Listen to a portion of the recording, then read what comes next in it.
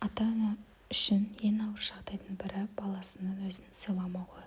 Сыйламау әртүрлі деңгейде көрінеді: сөз қайтару, тыңдамау, ашулану, дөрекі сөйлеу немесе тіпті ата-ананы менсінбеу.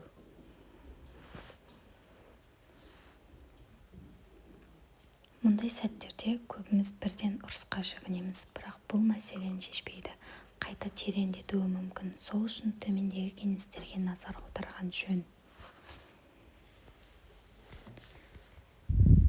Әрбір баланың мінез-құлқының артында бір себеп жатады. Ол өзін естімей жүргендей сезінуі мүмкін, махаббат жетіспеуі мүмкін, немесе сыртқы орта, достар, мектеп, әлеуметтік желі әсер етуі мүмкін. Неге мені сыйламайды деп ренжімей, осы мінездің түпкі себебі не деп ойланған дұрыс.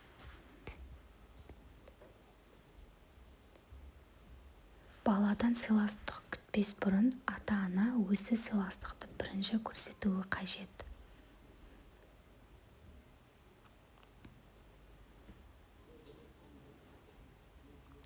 Баланың алдында өзге адамдарға, жұбайыңызға, туыстарға, көршілерге қалай сөйлейтініңізді ойлаңыз.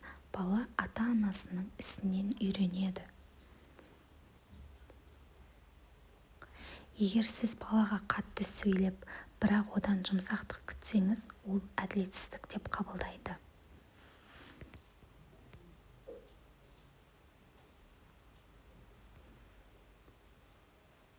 Көп ата-ана баласын тек тыңдатып үйретеді, бірақ өзі тыңдауға дайын болмайды.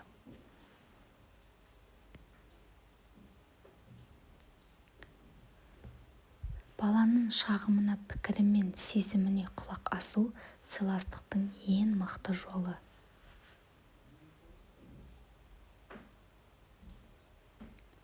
Оған «мен сені түсінгім келеді» дегенді жиі айту керек.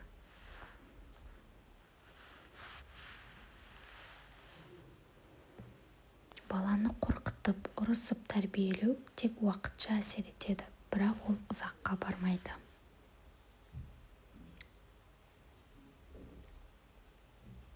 Ұрыссам ол өзгереді деген ой қате.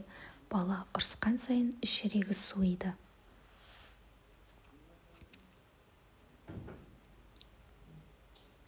Оның орнына түсіндіру, мысал келтіру, өз сезіміңді айту тиімді.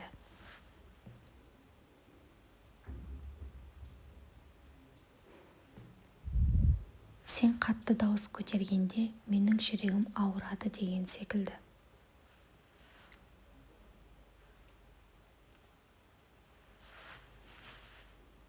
Кейде бала сыйламайтынының басты себебі оған жеткілікті уақыт бөлінбегенінде.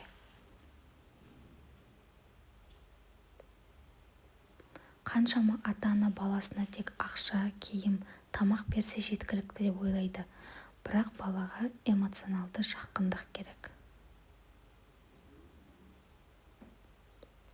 Онымен бірге ойнау, қыдыру, әңгімелесу сыйластықты қайтарады.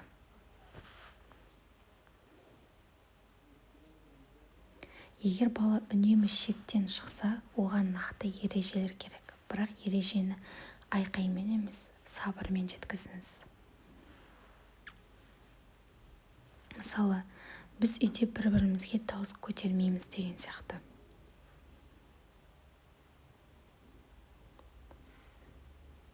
Ашуланғанда үндемей тұруды үйреніңіз.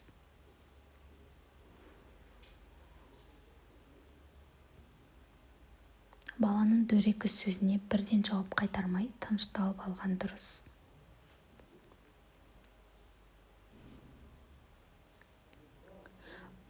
Өйткені ашумен жауап қайтарсаңыз, ол тек қақтығыстықты күшейтеді. Кейде үнсіздік ең үлкен тәрбие.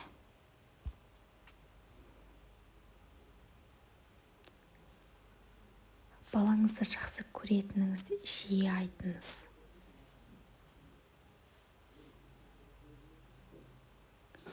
Сен мен үшін қымбатсың деген сөздер жүрегін жұмсартады. Жүрегі жылы бала сыйластықты өзі үйренеді.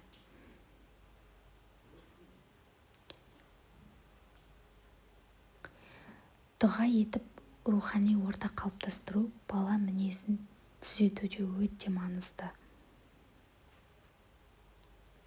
Әсіресе ата-ананың адал ниеті мен мейірімі баланың жүрегіне әсер етеді.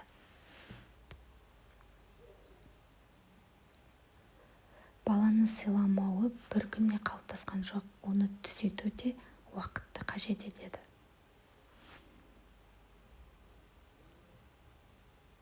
Ең бастысы шыдамдылық, баланы жазалай бермей, қайта-қайта түсіндіру.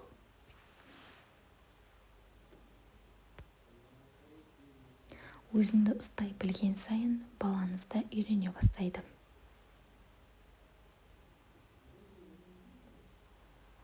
Бала ата-анасын сыйламай қойса, оны тәрбиесіз деп кінәлай берме. Мен не өзгерте аламын деп ойлану қажет.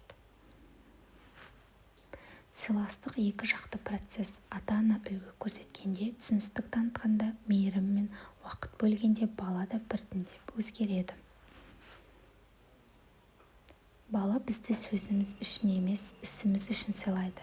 Егер біз адал болсақ, ол да әділ болады. Егер біз мейірімді болсақ, ол да жүрегі ашады. Егер бір-бірімізді құрметтеп сөйлессек, ол да құрмет көрсетуді үйренеді. Сыйластық деген бір күндік нәрсе емес, ол күнделікті қарым-қатынастан құралады. Әрбір жылы сөз, әрбір жұмсақ көзқарас баланың жүрегіне іргетас болып қаланады. Балаңызға қарап күліңіз, оны тыңдаңыз, қателессе кешіріңіз, дұрыс істесе мадақтаңыз. Сонда ғана ол сізді жүрекпен сыйлай бастайды.